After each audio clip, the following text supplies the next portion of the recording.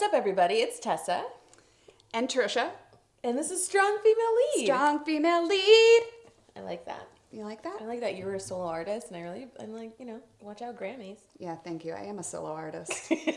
Thank you for finally someone appreciating that fact. Tricia, not now. Not while we're recording. I know. And I've heard our singing, and it doesn't really sound that good. But I am a superstar. So here's Strong Female Lead, guys. This is it. This is the podcast. This Welcome is back. what we do. We missed you. Hopefully you missed us. Hopefully you're following us on social media. But yeah, Strong Female Lead, we talk about women, female identifying actors, and their roles and characters in TV and movies. And it's fantastic. And I love it. It's awesome. And we love you. We collective, the world, love you, Tessa. Oh, love you, Tessa. Oh, love me. Yeah. The love is there. Thank you, world. Thank you, internet. Thank you, Tricia. Yeah, guys, we need some external validation. It's really the way that we operate. It's deep-rooted insecurity. Yeah, let's just do this. Who am I if I'm not acknowledged by you all? I mean, the more likes, just really the better. Yeah. It's like you're like redoing middle school, right, for me. Like every time you like it, it's like you're liking the 13-year-old version of me who felt very, very awkward because she was. Every time you like it, every time I get a little heart like, it's like 13-year-old me is just like, yeah, I'm cool. You know what? 13-year-old me feels like I was invited to your table for lunch. Exactly. And you're podcast people, so you get it. Yeah, no, you guys get it. So the movie that we picked today is Roma.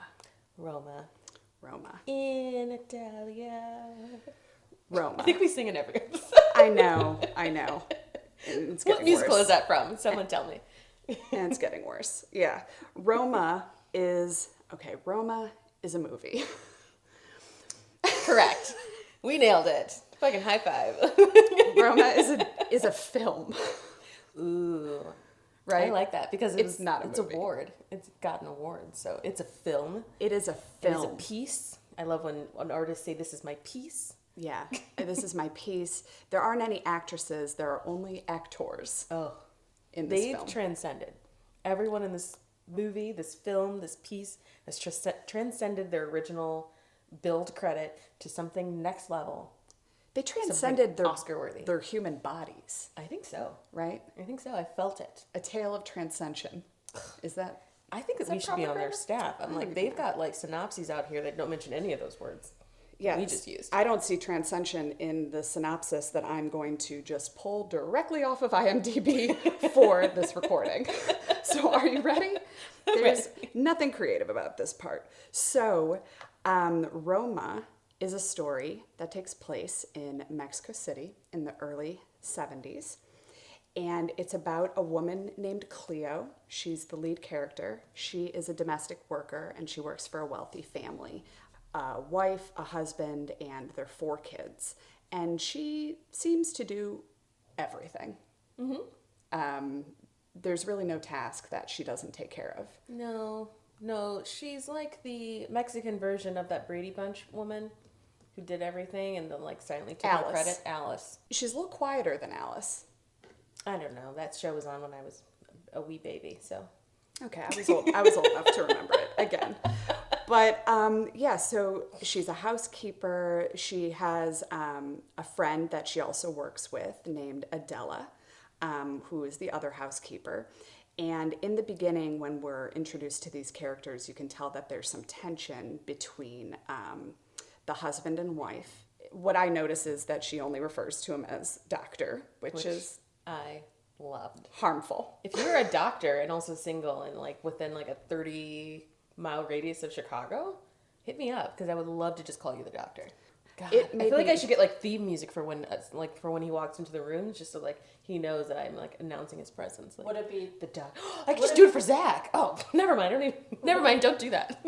I'm just gonna follow Zach around with theme music. I'm not positive Zach wants his occupation known, but you know what? Maybe he just doesn't want to know where he works. He should be embarrassed. He's just a doctor. Okay, but you know what? No, I'm sure he's fine with it being, because honestly, yes. It's not like he has a very common or an uncommon name that people could find. Zach the doctor. Yeah, doctor. Ew. I got like a pastor. You know, like when people say like Pastor Jim, isn't that the creepiest shit? So like Dr. Zach Made it a little creepy. Yeah, it's weird. For me. And frankly, her calling him the doctor, while you seem to love it, gave me shivers. I thought it was like a joke, like a nudge, like, oh, the doctor. Oh, her like kind of submissive way of addressing him. I mean, she would say, get the doctor a tea. Get the doctor this. Oh, I thought it was like them like kind of ribbing him, like, oh, the doctor, like get the doctor a tea, and like You get know the what? doctor. Now, Because here's he the calls her truth. Sophie. We don't know their tone. Yeah. Because the movie Because it's in Spanish. the movie's in Spanish, so we don't know what they mean. Yeah, because she always says Sophie. She just calls her by her name. She doesn't say like the wife. No, the wife called him the doctor. Oh, I was thinking like when she was bringing that tray and she's like, oh, bring the doctor. So you were thinking right before that when, okay, cool. When she said when the wife said get the doctor a tea. Oh. You know what? But yeah, I think it would be it's very funny for It's weird Cleo. for the wife to call him the doctor. That's what gave me shivers. Okay. That's the hive induced. It was gross to me. So there's some tension with them. He's always leaving on work trips. And Sophia. To Canada. Nobody works in Canada. They don't. No. They don't. No. They sit there, they're friendly, they play hockey, and they hate guns. They do all day. They ski or drink maple syrup. Frankly, none of these are stereotypes, people. No. Because we don't abide They by have mounted this. police, so no one's doing anything. So, I would be so... That should be a show. They should just follow Canadian police around on horses and then pulling people over. It's called Super Troopers 2. The sequel. No, I thought of that just now. you know what, though? That was all me. Aside from horse cops. No, accurate. Aside, The horse should be the cop. Forget the people because they're busy drinking maple syrup. The horse should be the cop. Like a Mr. Ed for the 21st century. oh my God, horse cops. All right, no one take that from us. Yeah, don't copyrighted. And because I said copyrighted, that's how you copyright things. So The reason I said it that way is because of bike cops. And dare cops. But bike cops, like, they just don't seem very intimidating to me. No, do they even give them guns? I'm sure that they're always packing. Really? I think you have to if you're on the beat. You know what? I don't really know. I don't really know. But I like horse cops. I feel like they get those batons. Are they biking with batons? I'm sort of like, ring-a-ding-ding, ring the bell, come and get me. Like, they just don't scare me. Frankly, if a bike cop tried to arrest me, I think Wouldn't that you I just would ride prevail. faster or walk faster or take a couple lefts? I saw someone I would pulled zigzag. over. I would zigzag away from them. Serpentile. I saw someone pulled over by a Segway cop once. The guy Did they cry? Well, the guy cut off a Segway driver. He was trying to cross the street. And then I can't remember how he got him to stop because he didn't have a siren or anything. I think he was just yelling, "Pull over, pull over!" I was going to say And maybe he they do. rolls up on his little Segway. Oh It was my God. hilarious. It was awesome. Oh my God. I love that. I What if thought you we went were like, woo, woo? Or is that the sound of an ambulance? An ambulance. What if a cop made an ambulance sound? You know, as they because were it's getting- greener. You don't want to like make machines work without paying them, Canadians. You don't. You don't. Okay, so back to the I synopsis have a of weird Roma. vendetta against Canada. Yeah, I I think don't they're think so high and mighty with their stupid socialized healthcare. I mean, they are. I think they are better than us. No one's better than us. America. Tess is unleashing MAGA on this podcast. Whoa. Too much. Too much, too far. Too much, too soon, too far. That should be the name of our podcast, actually. Yeah. He's leaving constantly on work trips. You can tell that it's bothering the wife.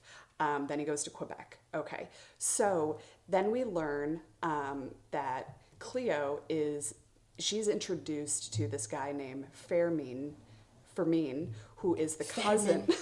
She always whispers it. It's Fermin. It's Fermin. And I was like, you're making it sound like a sexy name, but just reading it, English. So he is the cousin of her friend Adela's boyfriend, Ramone. And they meet because they go on a double date, and then they go back to a hotel room, Cleo and Fermin, and this is when we are introduced to Fermin's nude martial arts skills. I just know as a life rule to never trust anyone who does karate. It's just a life rule that I've made up right now. I've never met someone who does karate who was not intensely strange. Really? What are you protecting yourself from? I think it's the mindfulness aspect of it and like the No, concentration. I understand why you like it. Why are you performing it outside of like a dojo? And why? When does that come up? Why are you doing it naked and with a weapon in the hotel room as foreplay? That's my real question. But then again... I mean, I'm trying to picture the world's sexiest men doing karate in front of me and me still thinking they're sexy. And not a one has passed the test. Idris Elba. Doing karate in front of you, naked. I mean, that's a lot to work with. I would but still, I'd be like, what are you doing? Oh, no. See, I could sit and watch him do pretty much anything. God. He might be able to take a shit in front of me.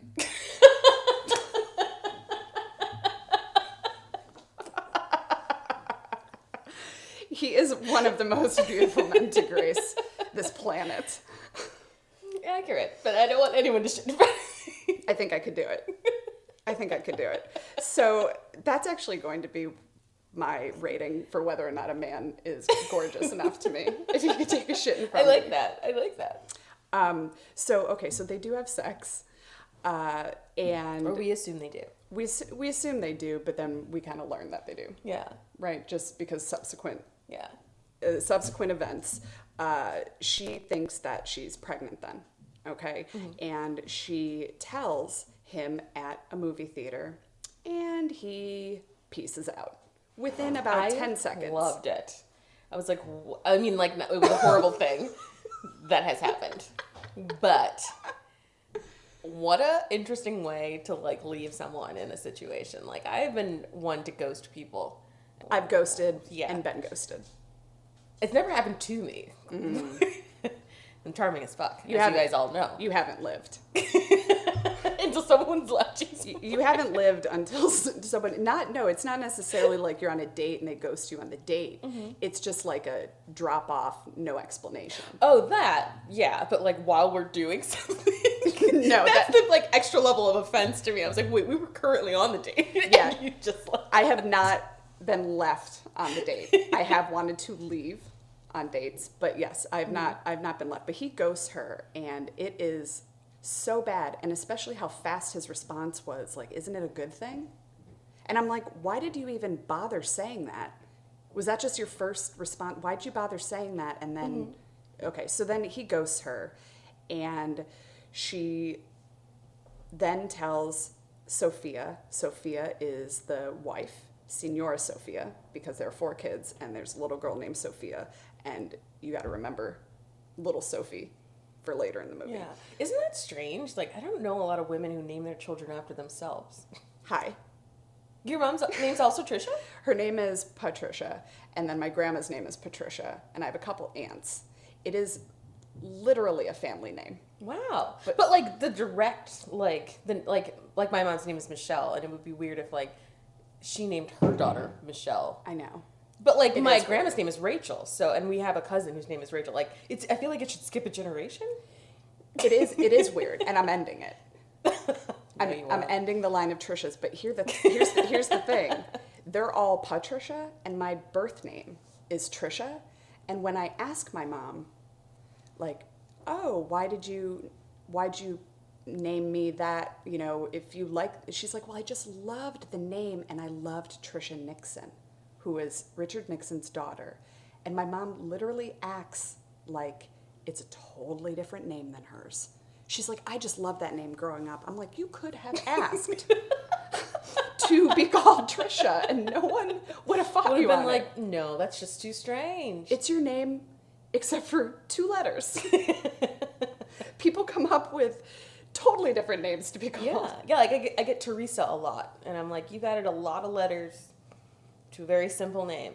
Yeah. Most of the letters, there's only 5 letters, and you've ruined it. Tessa, I don't know if I've told you this, but your name was one of the favorite names of mine when I was a kid that I thought I was going to name a daughter. Oh, well, now it's on the podcast and it's real. How's that make you feel? I love it. I mean, I was 9. It was up there with Kimberly and Maureen and Aiden. I didn't even meet another Tessa until I went to college. Someone with my same name. I'd never met anybody. Oh my God, I think I wrote a short story with someone named Tessa in it when I was younger. What? Oh my God. Was she cool? Did she do something cool? Start a podcast? Yeah. Was she a comedian? Was she funny? She might have died. Well, this took a turn. This took a very dark turn. I should have guessed that, though. I think she had a heart murmur. So specific. I think she had a heart murmur, and maybe she didn't die, but she had a heart murmur, and she went on a ride at Cedar Point. I love roller coasters. And but it was called the Demon Drop, and it's just like a drop it's just like a ride, and you're in a cage and you drop. And then I don't know if this is scientifically possible, it set off the murmur. It's too much kinetic energy, and it just exploded in her chest. Oh my God. So, okay. So I'm sad now. Okay, so we're gonna lighten this up with this extremely lighthearted movie. Okay, so because this is really, it's a romp, if I had to call it anything. Oh it's God, a romp. It's a good time. It's a feel good movie. Oh God. Well, we're about to feel good because Cleo now thinks she's pregnant with the baby of someone who just ghosted her the second that she told him. Vermin. And she tells Sophia. Sophia says that they're, going to take care of her and she'll be fine. And which was surprising. I was like, every time I thought this movie was going to twist, it didn't. Like, at this moment, I was like, oh, man, shit got real. Because, this is, 40 minutes into the movie. And I was like, oh, no, here we go. The mother's not going to like this. She's going through her own shit. Oh, no, and no. She can't have a pregnant housekeeper, nanny, au pair, whatever you want to call her. I don't know the word. Because it seems like she's more than a maid. She's also a co-parent. She's part of the family. Yeah. For but sure. I was like, oh no, this woman's got enough going, and she seems to be hanging on by a hair. Because she seems crazy the entire time. And I was but she actually is very supportive of it, takes her to the doctor. She is. And they confirm that she's pregnant. Exactly. And then there's an earthquake. And that was sad and strange, but what really stuck out to me in that scene is, A, how calm Cleo was. That was the first time I saw, just how calm she was in the middle of a chaotic situation. And then also that baby that was left. Oh, yeah, the incubator baby. And baby is left, and then there's just stones. There's rubble above it. And I was like, is this foreshadowing? I should have known at that moment. I know. So that's what I thought too. But I did. And look, one of the things that I do like about this movie, that it really is an ode to women, told from a child's perspective. And even shown through what I interpreted as a child's perspective. Mm-hmm. Everything is looking up. Everything is from every shot that's it's never directly on someone's face. It's always looking at someone from a weird angle. Yeah. I'm not in the room, but I'm in the room. Yeah. Oh yeah. Yeah. It's like a celebration of women. Yeah. I agree with that. Yeah. And I like how the kids play in and their relationship with Cleo, because you could tell from the very beginning how close they are. Mm-hmm. And then, we talked about this, but just how gorgeous. Yeah. This the movie set is. design, stellar. Cinematography. The only thing is, I almost wish that it wasn't in black and white and was in a sepia. Something to warm it up. I understand why he chose the black and white, symbolic of a memory. Right. Right. Do you guys remember things in black and white, or do you remember them with full vivid color? When you think about your childhood, do you see I see color. Interesting. Mm-hmm. So do I. One of my friends told me that the funniest thing I've ever heard at that time is when she remembers things, she remembers them in black and white, and she thinks of them, when she thinks of a memory, she thinks of them in black and white, old TV. And I was I thought that was the most hysterical thing, because I had never even considered that memories could look different from person to person. That you have some sort of input on how your memories are stored in your mind. Yeah. Because, when I think of yesterday, I think of it in color. But when I think of my childhood, it is kind of in black and white. I don't remember, what my favorite things were and what they looked like. I remember that they were there. Interesting. Yeah, always think it. Or maybe it's because I'm brown and, yeah. I think... I don't have that same... I can't relate to that. But I do think...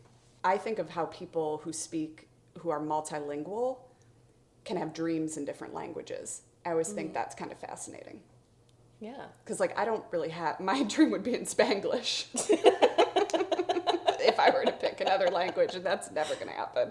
Because I just don't really speak... I wouldn't pick another language in my dream. Yeah. Because I think you've got to be fluent in it for that to just happen naturally, right?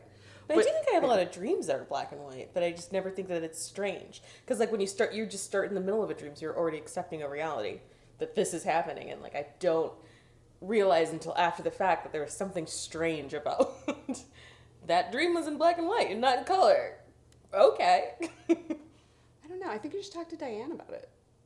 Maybe no. Like, if you're so trying, what does Diane have to do with this? if you're trying to investigate. Oh, yeah. I mean, I don't think it's like a sign of insanity. But. No. I don't talk about just crazy things with my therapist. Oh. Do you? No, I don't. We talked about this. We talk about what we ate the day before sometimes. Yeah, we talked about superheroes a lot. What happens next? All right. So then, Dr. Antonio is still not coming home.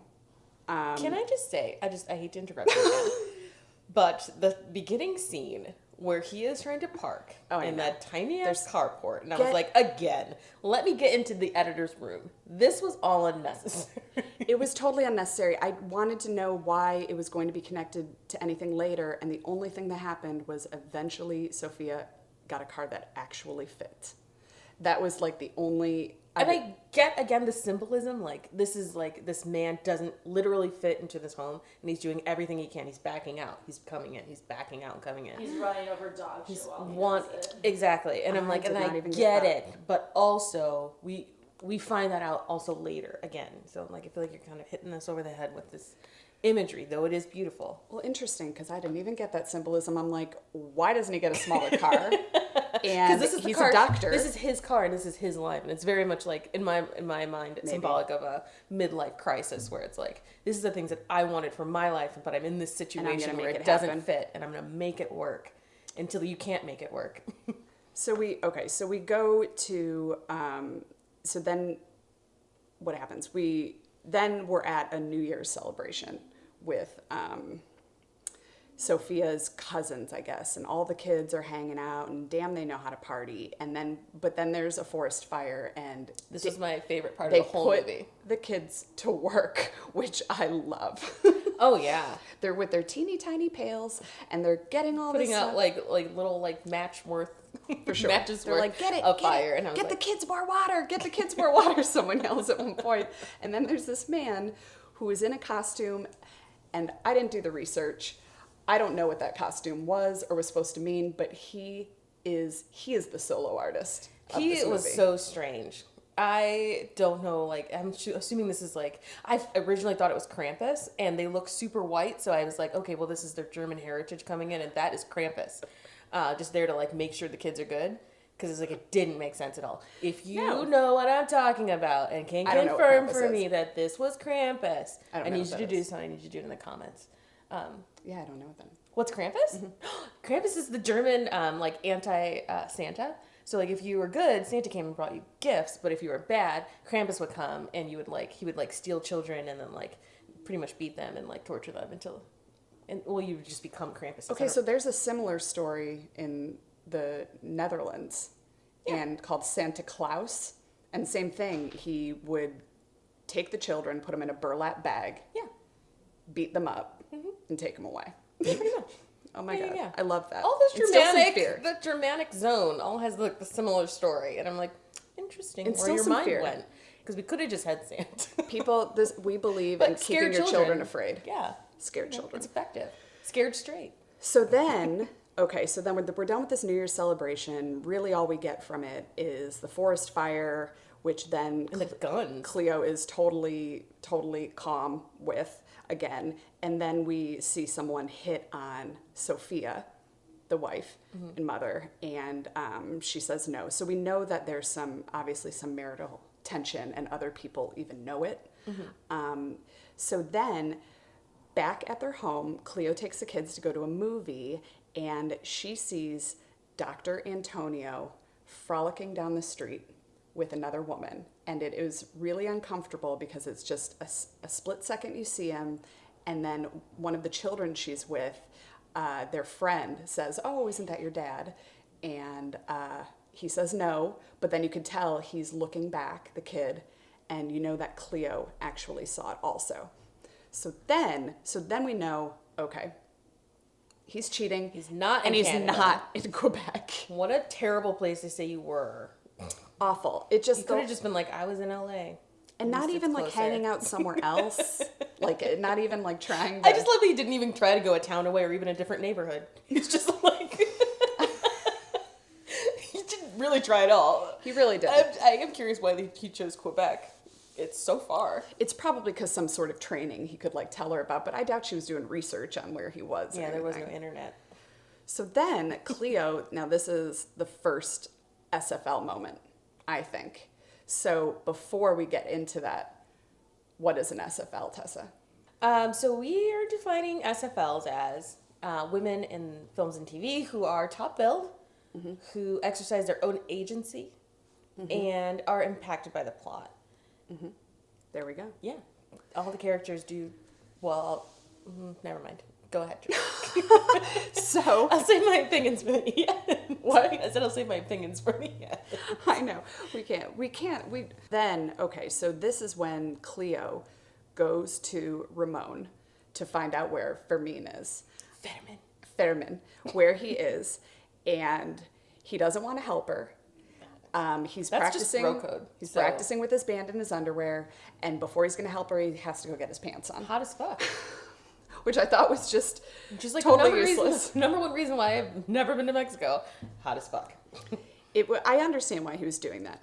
It just was a really funny interjection into a not so funny movie. He's like, hold on, let me get my pants. Yeah, I kept trying to like assign symbolism to like the nudity of men and the fully clothed women. Please tell me. But I was like, there must be something. It's like the young men are stripped of like, is it like themselves? I'm assuming the young men are the ones who are mostly interacting. Going on as a guerrilla war. So I'm assuming it's a war of the youth against the establishment, or at least this class war. And if you're of the lower class, like these, the two naked men were, it's probably somehow symbolic of these two warring ideals. And like every man of like status is fully clothed, as suited, or a doctor. And then the two men who we see who are not those things are naked, essentially. They're raw. Ew. It's very raw. Yeah. It's a naked raw. So she finds Fermin. She goes to this place where he is training. So they see him training, and that was the creepiest scene to me. I was like, this is just like Hitler Youth. I hated it. It was like, oh my god. It was insane. And his with outfit, karate, my least favorite thing. And the leader who is teaching them and leading the training, his outfit left much to be desired. And I think the part that I hated the most of it was I just don't think it was necessary for the seam in the back to be a butt crack seam. Oh yeah, how else would you stitch pants together? But it was out of control. There was no reason for it to be dark and so noticeable. You didn't feel uncomfortable. I didn't look that closely, but I was like, but wait, also how are pants seamed? I'm wearing leggings. Maybe we need to figure out if How do pants work? Butt crack seam. I mean, watch it again, Tessa. Watch it again. Let me know just for that. If you notice it and it makes you feel uncomfortable. I think it is the coloring. It might be the sweat. man. Why, like the one seam seems dark? I mean, they were working hard. I don't. But if you do, let me know. Let me know. Because then maybe that makes me even more uncomfortable, actually. The magical leader in his spiritual superhero suit says he's going to do something that only athletes can do and other martial arts instructors. She's just saying this with such a dowdy face, and I was here for that scene. I was like, what the fuck? There's magic? Like... I know. I was expecting him to go poof or something with his little ribbon, but he did not. And I also was sort of laughing. Like, I had the same sort of reaction as these men did when they first saw it. So he does a blindfolded tree pose. Now, I'm very bad at the tree pose in yoga. So then I did appreciate it, but I was also like, that's not really what I was expecting. I was hoping for more, although I do think that it would be impossible for me to do, for sure. Oh, yeah. No one's ever been like, Tessa, you're elegant and graceful in your... ever, really.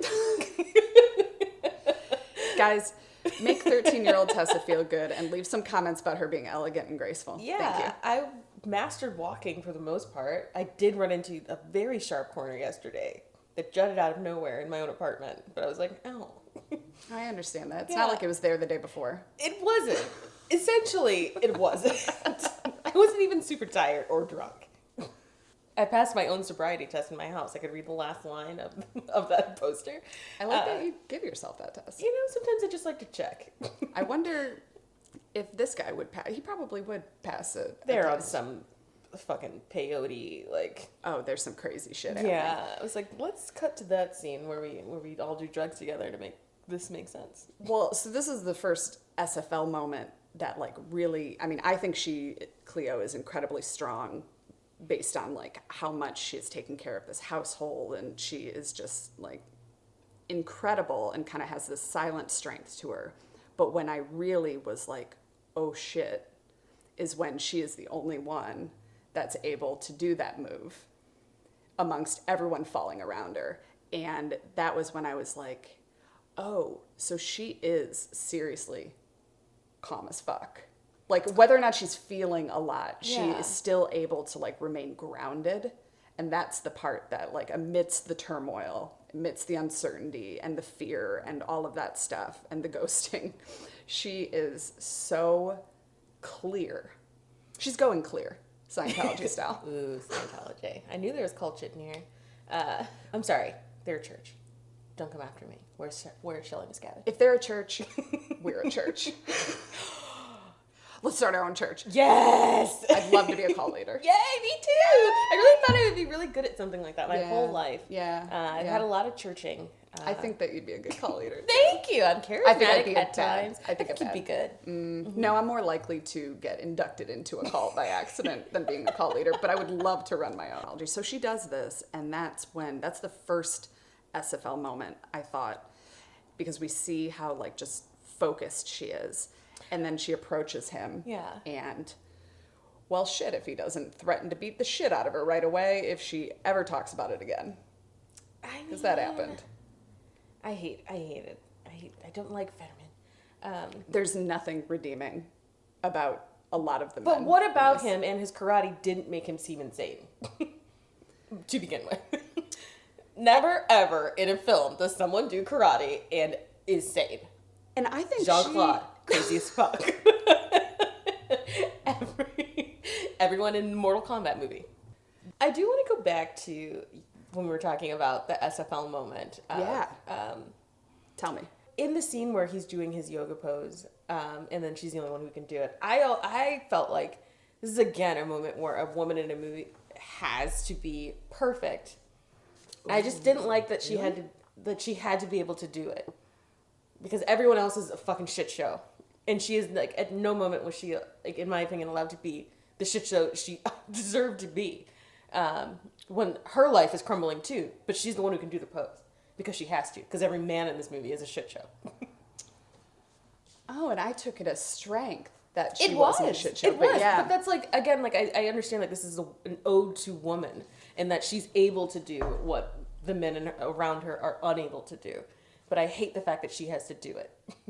Yeah. And none of them try to get their shit together. And can be irate and, like, threaten her and all this stuff. But she's the one who has to, like, carry the child.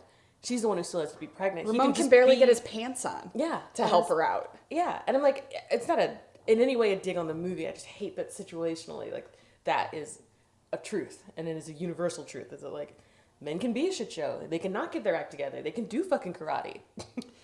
I mean, end of the day, she's pregnant. She's having a child. She has to deal with this. She has to both comfort Sophia and raise her children. Like, and her life is falling apart.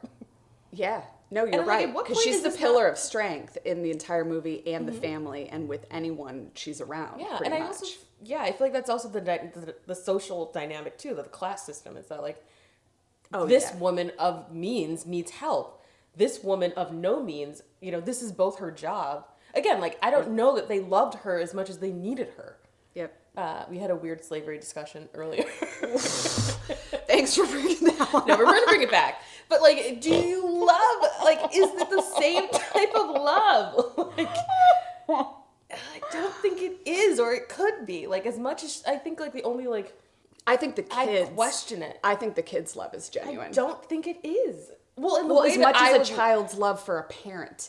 I mean, you love them because they are doing stuff for you also. I think, like, the youngest one doesn't understand that she's an employee, but the older ones...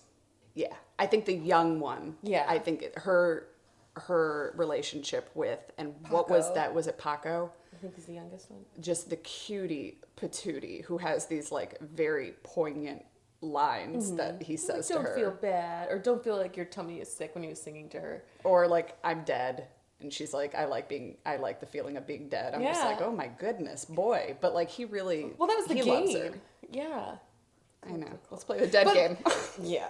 Well, it was like, You're right, though. And women, I mean, I'm going to say it. On a whole, and there are exceptions, I believe women are just the more resilient sex. Because we have to be. And that's what I resent. We have to be. Mm-hmm. I resent that. I want to be able to be the shit show that I'm feeling. I mean... And I don't want to ask your permission or consider you at all. Maybe we should start dropping the ball a little bit more. No. Like if you have because they were irresponsible and emotional. Well, if you have a kid, forget to pick them up every once in a while, and then the husband will start to pull their weight more. Yeah, and then people can refer to it as mommy daycare when you're taking care of them for one day, even though it's your motherfucking child. I resent that joke, and I hear men say it, and men I respect say it all the time. Oh, it's daddy daycare this weekend. Awesome. Yeah. Take care. It's called dad. It's called parenting. You don't get a special title or sash. Or how about, oh God, a friend of mine told me this, and he knew that it was a double standard. He's like, I gotta tell you, I mean, I love taking my kids out. Every woman over a certain age runs up to him, and they're like, oh, you are such a good dad, taking your kids out. He's like, I mean, they're just feeding to me. He's like, I know that it's complete bullshit, but it's women of a certain age sometimes, or just very conservative women. Mm-hmm. I don't know. But he gets compliments thrown his way for simply walking with his child out in public. I always think I don't know, behind every criticism there's a wish. And I'm like, oh, so what I feel like that would make me sad. It's like, oh, well, you wish that whoever in your life is not pulling their weight in that regard was pulling their weight. Say it? Like with that joke? Yeah. And I was like, well, that's kind of sad. Because how many women actually feel this way? And he's getting it nonstop. So that many women feel this way? Oh, yeah. I was like, oh, I feel like it would hit a tipping point with that compliment. Oh, this no longer feels good. This is a real thing. A lot of women are saying this. And it's no longer be it's in Cleveland. So it's just a high threshold. A higher threshold. A higher threshold for men not doing as much. Potentially. Woo, looking forward to it. I love that. Yeah, I know. Can't wait to be saying that to someone. Yeah. I'm gonna have I feel like if I was married and had a kid, I would insist on a 1 week Tessa vacation that nobody else is invited to. Love that. Just 1 week where I'm just I'm not married. I'm not your mother for this 1 week. I love that journey for you. Yeah. You can have a guy's vacation. I don't mind you going out with the guys, but you going off by yourself? No. It's not happening, guys. Yeah, I can be trusted. I'm just gonna go to some other city, probably 3 towns away, and watch HBO for a week. I don't know what you're gonna be doing. Maybe under an alias. Yes, under an alias. Mm-hmm. That would really, you could just come into character. Yeah. If I had an alias, I wanted him to be Siobhan, but spelled the Irish way. Love that. Yeah, no one would ever figure it out. This Siobhan. Yeah.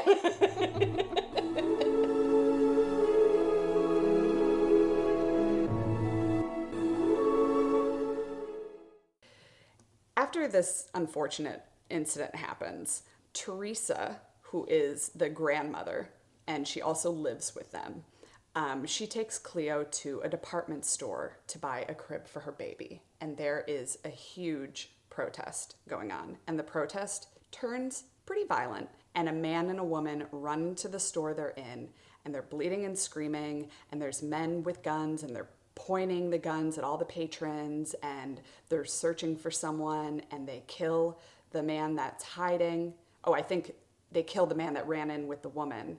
And then all of a sudden, there is a man pointing a gun at Cleo, directly at her, and shocker, It's Fermin. Betterman. I liked it. It was an echo that time. Betterman. Shocker. He's allegedly posing as a student and part of this resistance group. When she sees Fermin, I mean, she clearly seems very scared. And then her water breaks. Perfect timing. Well, I mean, someone's pointing a gun at you. There's only so many times. My threshold for that is pretty low. Perfect fucking timing. Yeah. Because as if her life couldn't be more difficult, her water has now broken in the middle of a protest, and then they need to get to the hospital. So they jump in a cab, and it is taking off very slowly. In fact, it's really not moving. Yeah, because it's a woman's problem. Because it is a woman's problem. Yeah. This whole pregnancy thing. If it was a man saying, I need to get anywhere, it'd be like, oh yeah, I take that seriously. A baby. That's a you thing. It's a her thing. Well, so anecdote. Is that a word? Okay, I thought I said antidote by accident. That's what I heard in my head. And I wanted to make sure that I said it correctly. Oh, that's weird that I'm hearing different words than what I'm saying. Let's figure that out. Ooh. Maybe I need to watch a House episode. I don't know. Anywho, okay. So, you want me to call Diane? Maybe. In addition to my therapist. Because I need to be double teamed right now. And then I need to be 5150'd. And we need to figure this out. I just found out what that meant. Yeah. I feel like you told me. Probably. I love it. I love the idea of just being like, you gotta get 5150'd. What? You love it? I mean, like, just to say to someone. Oh. Yeah, because I don't know what it means. Yeah, exactly. I totally know what it means. Then they just have to, do you? Yeah. Oh, yeah. I just feel like there was a pause there, and I was like, no, I know what's going on. I was imagining saying it to somebody, and then them not realizing what that meant. It's not a nice comment to say to someone. No. Because I get confused, because I'm like, well, 50 means police, and then 5150, and I was like, well, what do the police have to do with this? Nothing. So, interesting. Is it a police order or is it a medical order? Because it might be the 50 combined with the 5150, like the 51. Oh. So because maybe like you are 51 taking, means psych, like a psych. That's what I'm thinking. I'm guessing. Yeah. I would have to look it up, but that it has to do with the 50. Yeah. Hillary's going to look it up now because you're usually taken, you're not always taken against your will by, I mean, it'd be hard for a family member to take you somewhere against your will. Mm-hmm. Typically, there would have to be some law enforcement involved. Plus an ambulance of some sort. And usually the person calling a 5150 is the therapist? Like, you wouldn't call in, like, you as, like, me, I wouldn't call in and be like, I need a 5150 my daughter. No. Like, it's a therapist calling the police or the police to take someone, right? Or a parent. Or any person. But they wouldn't say 5150. No, they'd probably just call the cops and be like, this person's a danger to themselves and others. Okay. Or, like, most likely not that calm. They're going fucking crazy is probably what is happening. And then cops have to come. Mm-hmm. My brother has schizophrenia, and he was in at a hospital at one point. And I'm wondering if there's another phrase for it, like pink slipped. That might be another way to say it, where you have to, it means you don't have the choice to leave right away. Oh. Which is terrifying, but sometimes necessary. I mean... Uncomfortable, but not illegal. Getting someone committed? Yeah. I mean, it seems illegal if they're not crazy. Sure. I know I have like a terrible association. I'm just like, I'm thinking of like the Joker, and I was like, I guess I would have 5150'd him. I'd 5150 everyone I'm pissed at, if I could. Mine goes to like a comic book, and yours is like real. This is perfect. I'm gonna come up with integration names. Of our dynamic. I'm gonna come up with names. Yeah, you're thinking the Joker. I'm thinking of real live human beings. Yeah, like cartoons. No, people. Would you go into the psych ward with a fake name? No, they check your ID. Damn. I think they need to figure out exactly who you are before they Siobhan again. Lock you down. Okay, here's what your week-long vacation should look like. Yes. You need to act out in whatever way you have ever wanted to. Which is me, like, opening jugs of milk and then just, like, dropping them in grocery stores until that. somebody comes for me. Love so that. I just always imagine doing that, just, like, knocking them all over and there's milk everywhere. But here's the thing, Tessa, and I like that idea, but it's not dangerous. Oh, okay. So this is just me, my petty crimes. because I'm not sure if that would cool. meet the threshold of having to commit someone. Interesting. Go bigger, is what you're saying. I'm thinking go bigger and, maybe not threaten or harm your family, but maybe threaten to hurt yourself. Threaten to hurt do yourself in some grandiose, incredible way, and then you go into the mental institution for a week. A vacation time for a week, no disturbances from anyone from the outside. Interesting. Think about it, is all I'm saying. Do they have HBO? Probably not. What? So Jail has prison probably has a how better do you cable get into, package like, one than of the I governor's prisons? Like, wherever Blago is, that's where I want to be. He's got We cable. have so many ideas for this vacation. Prison is another one. I would go to prison. Although it would be difficult. You can't really, with both of those, there's a chance your vacation may last longer than a week. What is a crime, listeners, that will get you into prison for maximum 7 days? Don't ask me. I went to law school and I don't remember any of it. So someone else probably knows. But I feel like there's a threshold because I don't have any priors. So they'd be like, oh, she's just having a bad day. Yeah. But then again, I'm brown. So maybe it will work in my favor / against me. Right. And they'll be like, well, she's super dangerous. But what would my crime be? What if I went to a movie theater and I just, like, insisted on seeing all the movies and I only bought one ticket? That's stealing. I don't think they're going to take you away. But if I saw a lot of movies... What's the threshold? How much do you have to... What's $200 the value, right? For it to be a... That's not that high. I think that's probably in the... What if I that's people's court, like $200. Damn it. But, so they're in the cab. They're on their way to the hospital. And the anecdote, unfortunately now I'm doing an anecdote from our anecdote. And our discussion is my brother was born in a cab in Brazil. And my mom told me that she thought he might actually be born in this cab because she jumped in a cab to go to the hospital. And the traffic was awful. Like, same thing that we were seeing there in the movie. And that's it. And then he was born in the hospital, though. So They made it. They made it. He's here. He was born. He's living. He's My mom's water broke legend. with me and my sister. We were born like 2 months early, but her water broke in a Walgreens. So I always think of that when I go to Walgreens as a happy memory. This is where my life started. I like that. I like that. Yeah. It was 20 days later I was born, but I was also an incubator baby, so I felt like that rubble was like they were talking. She was on bed rest for 20 days? Mm-hmm. Or did she... I mean, she had to stay in the hospital for 20 days? Mm-hmm. Oh, because God. They had to, our lungs weren't fully developed, so they had to try to keep us in as long as possible. Otherwise, I would have died. And if your water breaks, I'm guessing you can't just, like, go back home. No, because you no longer have that amniotic fluid. So they had to be, like, watching it constantly. I had a very traumatic life. Yes. Wow. Before you were born.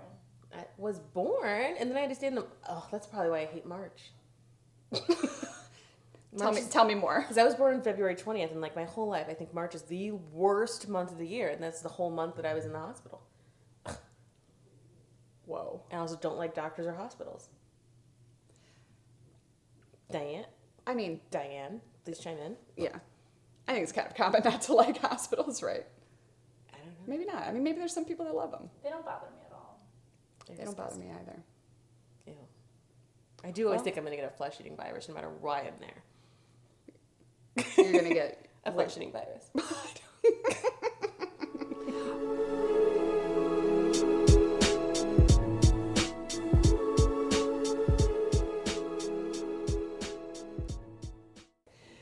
Oh, this is a horrible part of the movie. I'm taking notes the entire movie, and then this is when I can't take them anymore, and I just have to sit and just watch it. But Cleo has her baby, and the baby is stillborn. And no one is making her feel any better about this situation.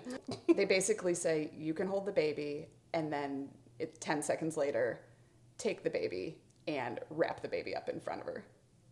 And that's it. That's it. It's horrifying. So she is clearly depressed. Oh, and just a little side note, when they get to the hospital, this kind of showed a class issue to me as well. Teresa is the one who takes her to the hospital, the grandma, because she was the one who was at the department store with her. She goes up to the counter. I don't know why. Goes up to, the receptionist or whatever, and doesn't know anything about Cleo and has lived with her. And, doesn't know a damn thing. Mm-hmm. And I can see that happening. Yeah. And that's so sad, but it's so true. That's why I question all of the relationships in that type of dynamic. Actually, that does go to prove your point. I don't know how much I thought Teresa loved her or appreciated her, but she didn't know anything. Yeah. She didn't know her last name. But I doubt anybody in that family knows, well, besides Sophia, because I'm sure she's signing a check to her or something. She pays her. It was horrifying. So then the baby's stillborn, and Cleo is despondent and depressed, but returns to work because, God forbid, this woman takes a day off. Poor thing. Yeah. Just expected to just jump right back. But the mom does kind of step in a little to make things better, and then takes her on vacation with the family.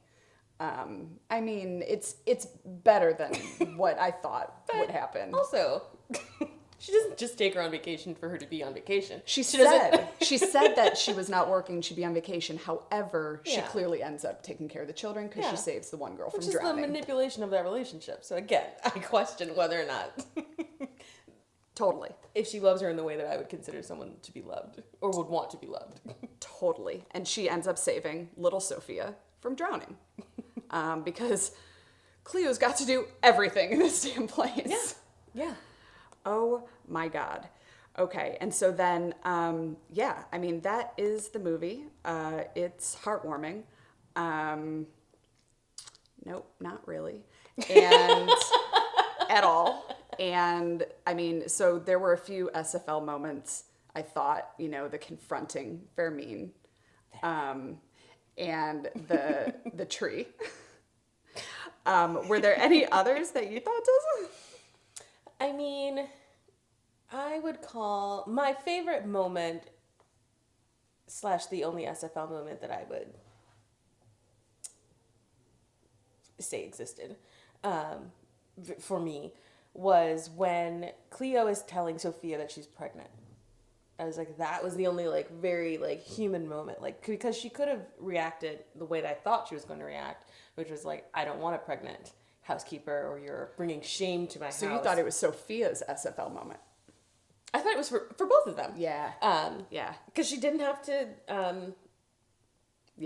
tell her, and I'm to come to someone and tell a truth that you aren't necessarily, or it didn't seem as though she was necessarily proud of, or scared to tell. That takes a lot of strength. That takes a lot of strength of both of character and a lot of trust into somebody else. And I thought Sophia's reaction was the most compassionate reaction that somebody could have had in that scenario, which wasn't to shame her. No, didn't at all. Whereas the doctor seemed like she was shaming her, or at least there was some not so subtle shade. It's tough to know, because all those questions when you go to the doctor, having to ask exactly how many sexual partners you have. I've never, how many? Never. Are you sexually active? Yes, that should be the only question. But I've definitely obviously been I think asked I'm pregnant. I've definitely been asked that, and then I usually follow up with, "What do you consider sex?" Because I'm never really sure what they mean by that.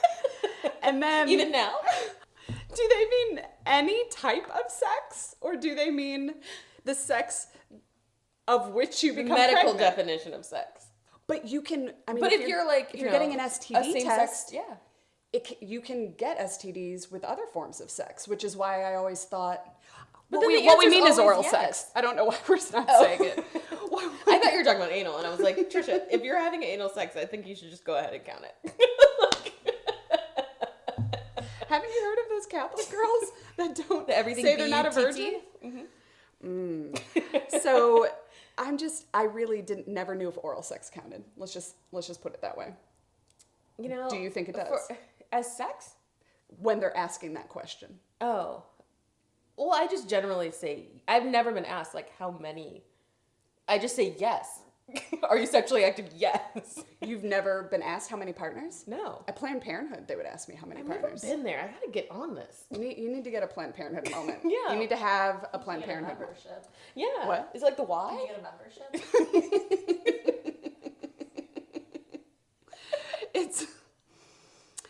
It's an exclusive. You pay per month, or It's an exclusive you situation. take it out of your taxes, or like what's going on? It's really exclusive, You and keep leading into that. it's just a moment where you get to see Hillary wants protesters. Wisconsin. We're gonna keep Oh, leading okay. into it. You just get to see protesters. know, You I get like to have protest. people protest you. Yeah. And how often But does how that often happen do in you your feel life? seen? And that like would really like I be always kind felt of seen in Planned Parenthood. Yeah, I feel like, you know, it's kind of heartwarming that like at least people can see me in this moment. Oh, you mean like I am finally seen if there are Yeah. people protesting Yeah.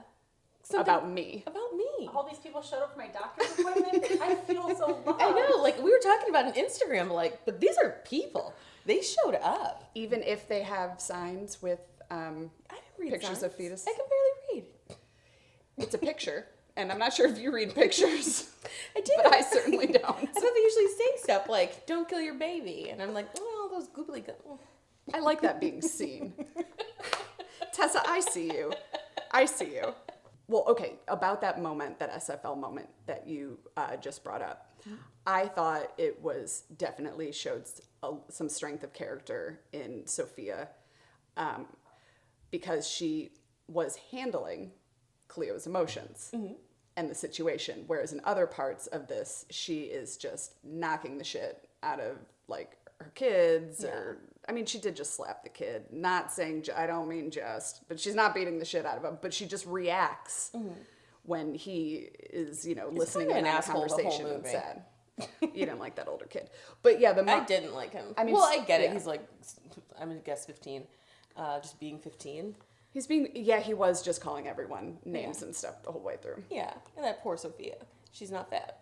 But she was not fat. That fat shaming of the teeny tiny little girl just. Yeah, don't give her the moms. Like, don't give her the dessert because she's just going to get fat. And then the older, like, it just went down the line. Yeah. Everyone called that little girl fat. Yeah. I mean, the I girl. hope the actress didn't take it to heart either. I mean, she's 100% get help.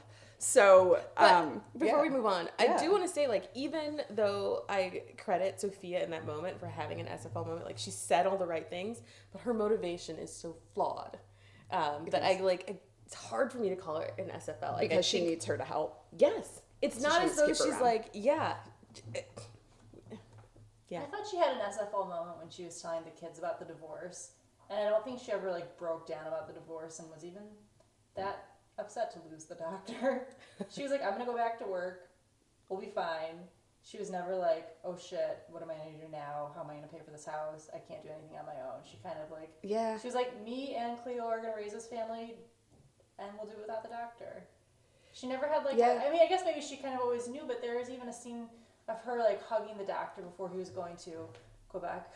Oh, That's in air God. quotes. That. She was hugging him. I mean, I guess she still, maybe she was saying goodbye to him because she knew it was Yeah. over. But I mean, she never even. She must have had some idea, and that hug was so sad Awkward. to me. Yeah. It was Yeah. so one-sided. He but couldn't she get kind the of fuck took out of the there. situation into her own hands and wasn't Yeah. like helpless about it. I thought.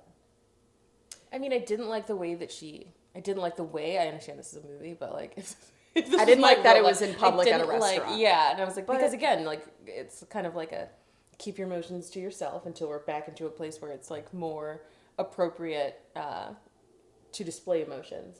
Whereas it seems like and the one kid's crying and she's like not really addressing him, or she Right. is addressing him and she's telling him to be quiet. Yeah, one of And the I was two. like, this is where that comes from. But when you're experiencing a man who's can't express his emotions. That's where that started. Yeah, I'd seriously. like to point that out. Please stop doing that to your sons. I know. Let your daughters or anybody in your life who's like, Let them cry. experiencing a strong emotion. Let them cry. Let them cry. Hashtag let them cry. Name of the Yeah, podcast. I see both sides. I mean, she had a really good quote, Sophie, when she came like home drunk one night, and she looked at Cleo and was like stumbling inside, and she's like, "We are alone. No matter what they tell you, we women are always alone." And it was so sad, but like it made sense in a way. Like, you do end up having to be able to take care of yourself. I mean, it just happens. And yeah. I mean, I'm sure she was heartbroken. She probably had some idea about him cheating, at least at some point, whether or not she knew who it was, etc. I'm not exactly sure the moment she found out, but she did kind of just start to take charge. I mean, you know, get her little car.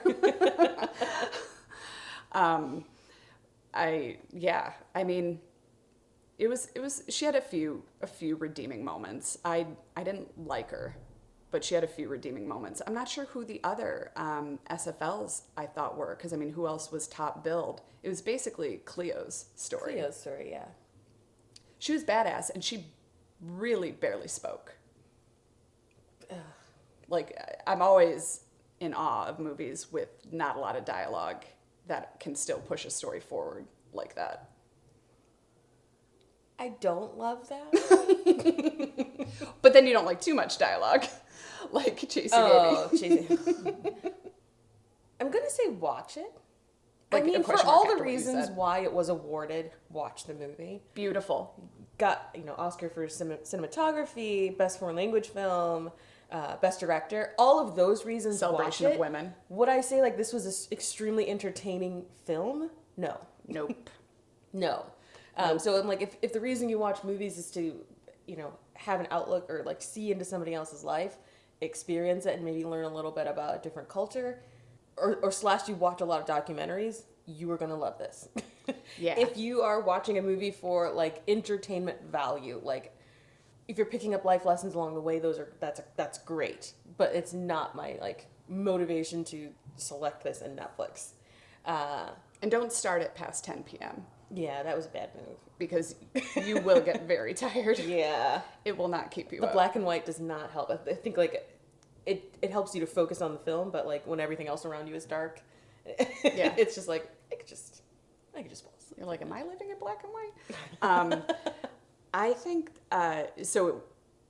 Watching the way like the camera would pan, across the whole room, and you saw like people. I love scenes where you see different people in different rooms doing things at the same time. Mm-hmm. Feels like it's kind of like a dollhouse or something. Yeah, like a play.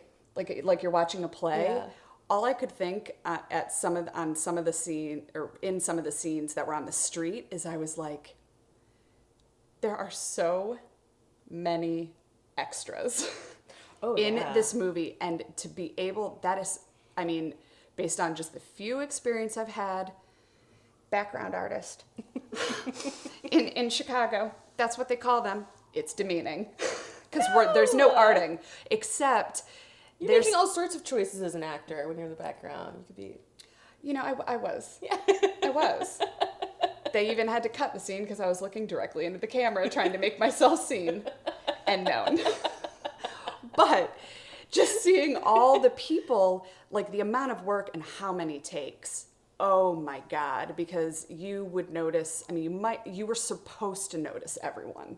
Whereas in other movies, you don't notice the extras because they're in a flash walking by. You're not supposed to see them. They're just fillers. Mm-hmm. But these people were acting. Mm-hmm. And it just seemed like incredibly difficult to film. And I thought that was kind of amazing. I agree. I think that like Mexico was a character in the film mm-hmm. as much as anyone else. Yes. Again, set design, location scouting, excellent jobs yes. for everyone. I wonder if this is actually the town that he's from, or the neighborhood in Mexico City where he's from, to have chosen these. Interesting. Not enough to Google it, but it is something that I'm pondering at this moment. I think I read that it was. Oh, okay. I just wondered how they chose these locations. Well, it's just like an upper class part of Mexico City. Yeah. Yeah. That was a huge. But imagine, like, Mexico house. City is huge. That, like, each neighborhood would look drastically different. Like, even if it is, like, more of a wealthy.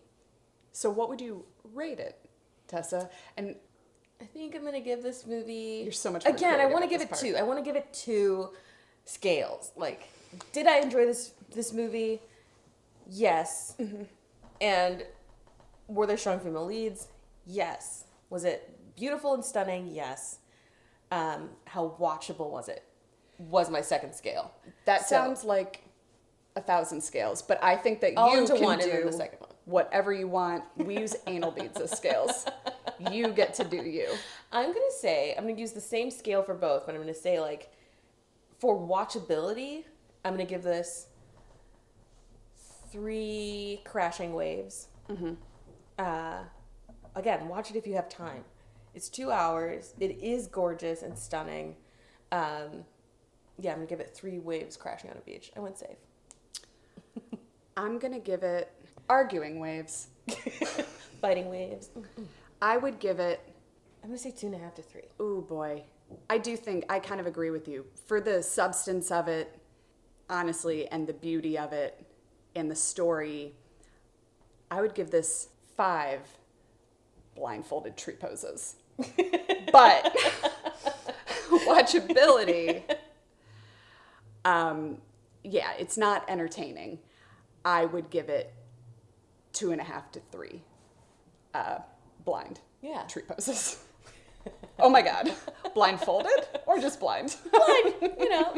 You guys missed a huge opportunity to rate it on a scale of 1 to 5 piles of dog shit. Because that was a huge theme in the movie that we didn't even talk about, and I think it's too late to get it. Was there a lot of There dog was shit? dog shit. I mean, the movie opens up with her washing dog shit out of the corridor, and then Oh my God. the dad drives the car in, and he drives over dog shit. People step in it multiple times. It's like it's like a whole trend throughout the movie. It's like they have this grand life. But there's dog There's shit just everywhere. Dog shit everywhere, and she's cleaning it up, but they're also stepping in it. So So however much you clean it, there's still dog shit. Yeah. Well, also, like, yes, they are, like, financially, like, or socioeconomically above her, but they're still stepping in dog shit. I don't know. I bet there's more specifics to... I love that. It's not perfect. So on a scale of 1 to 5 dog shits, I don't know. What would you give it, Hillary? I guess 3. I mean, I always feel like you have time to watch a movie. I don't know. I don't. But this one's hard because it's obviously subtitles, which I like because it means I put my phone down and actually pay attention, but you can't, like, multitask unless you speak Spanish, which lots of people do, so I take back my statement. I guess if you're fluent in Spanish, you could watch it while doing something else, but you're missing, like, the whole point of the movie, which is, like, to pay attention to, like, the cinema. Yeah, I feel like the dialogue in this movie is secondary to the art direction. Yeah. And I think without it, I would never watch this movie. Yes. Without this director and you know, this set design and this is a perfect, like, melding of the minds, because like, just based on dialogue alone, I've heard this story before. I don't see anything too compelling about a woman gets pregnant. Woman gets pregnant. Fair. You know, has to deal with shit. The men in her life suck. Dog shit, if you will. And we also didn't bring up and this was really important, and I can't believe I missed it, but you guys told me that Cleo admitted that she didn't want the child at the end of the movie, which is a totally vulnerable admission. And for and in a woman any other to make. movie, I agree. In any other movie, that would automatically make her a villain.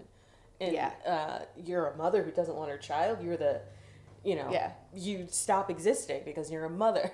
But they set it up so perfectly. You cannot vilify Cleo. Yeah. Like, if you even try, someone will kill you. I don't know who it is. That's it, guys. That is our episode. That's it.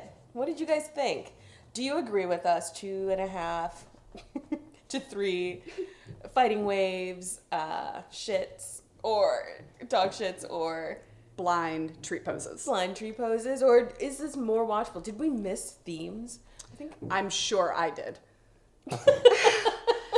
because everything you guys were bringing up, I didn't. So if you guys, feel free to point them out. We would love for you to engage with us on social media. Yes, follow us on Instagram at strongfemalepod. And on Twitter at SFL_Chicago. And we will be letting you know the movie, the next movie, we let that be known on Instagram. So if you want to know and want to watch ahead of time, check your Instagram, like us, follow us, or also just sign up for Instagram. Because everybody's doing it. Yeah, who are you? It's way better than Facebook. Who are you, mystery person who has podcasts but no Instagram? It's like you both want to participate in the world and also are fearful of it. Exactly. Which is accurate. That's how I That's actually how I feel right now. Yeah, I'm scared of it, like most things. We love you. Love you. Bye. Bye.